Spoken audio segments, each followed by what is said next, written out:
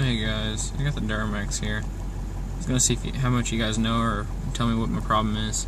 But look how it idles. It goes from like 655 to almost 700, and sometimes it's a little bit higher, a little bit lower, and it shakes. Like, you guys can probably tell by the camera. It's doing that. I wanted to see, most of you guys are pretty big diesel gearheads. I want to see what you guys are thinking. I got the edge use attitude.